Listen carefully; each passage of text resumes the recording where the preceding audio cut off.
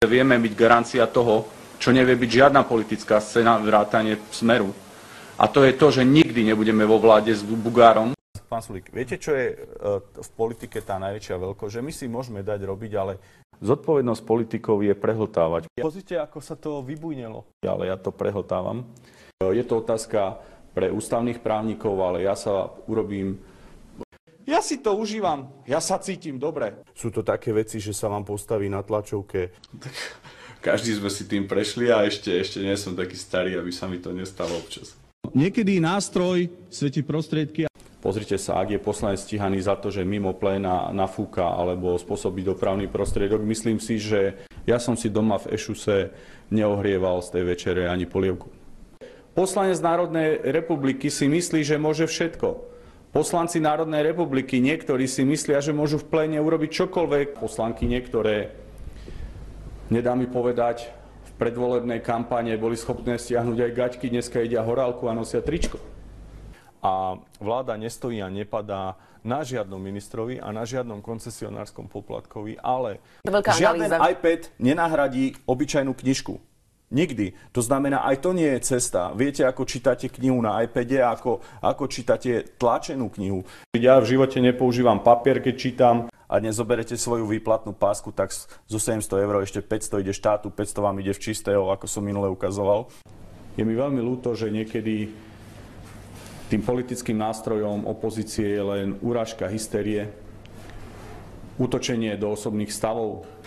Ja neznášam chlapov, ktorí sú hysterici, preskakuje im hlas a vykrikujú a demonštrujú na tribúnach tričke a mám súťažiť, a nazvem to v súťaži politických strán so subjektmi, ktoré vznikli, ktoré si kúpia billboardy, prepáčte, a mám naozaj problém tú emóciu ovládať. Ja si to užívam, ja sa cítim dobre. Vážené dámy, vážení páni, asi sa všetci zhodneme na tom, že parlament je to najsvätejšie miesto, kde by sa malo naozaj súťažiť len slovami. Nemala by tam byť hystéria, prejavy, ktoré vidíme v ulici, demonštrácie, urážanie, hanenie. Ale asi by to malo byť miesto, kde vznikajú tie najlepšie zákony, ktoré uľahčia, pomôžu, možno aj zabezpečia následne potrestanie tých ľudí, ktorí si to nezaslúžia. Ako som povedal, ak niekto permanentne pred vami klame, niektorí poslanci si dneska v pléne dovolia bežne urážať kolegov, možno, že ich tak až špičkovať agresívnymi úsmevmi a pošklapkami. Asi by sme sa tu všetci len hádali, intrigovali, nosali billboardy. Viete dobre, že sú tu veľké eurofondy, ktoré čerpáme na rôzne interatívne tabule a neviem aké operačné veci. Veď pre Boha živého, ešte, že tej slovenčine nerozumejú v celom svete. Je nepredstaviteľné a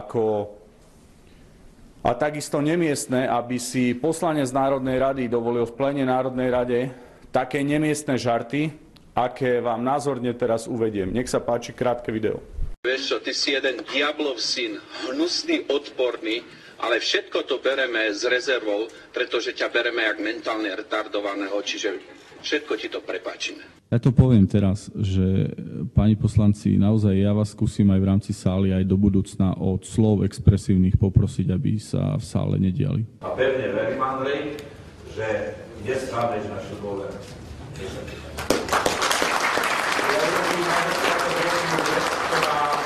Prináleží a dovolte, aby som objal toho predsedu, ktorý bude vždy na predsedu.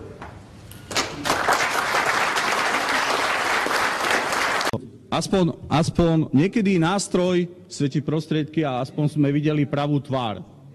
Všetci, ktorí majú aspoň minimálny politický rozhľad, vidia, čo všetko a ako veľmi zlé spravila SNS na čele s Jánom Slotom proti Slovensku ako takému, že spravila možno viacej zla ako všetky ostatné strany dokopy, a to len preto, že SNS sa pri tom páchaní zla, pri tom páchaní národnej zrady sa stavala za národ, za národné hodnoty, za kresťanské hodnoty a pritom išla proti tomu všetkému. Ale dovolte mi, aby som vám v prvom rade všetkým poďakoval za to, že ste si našli čas a priestor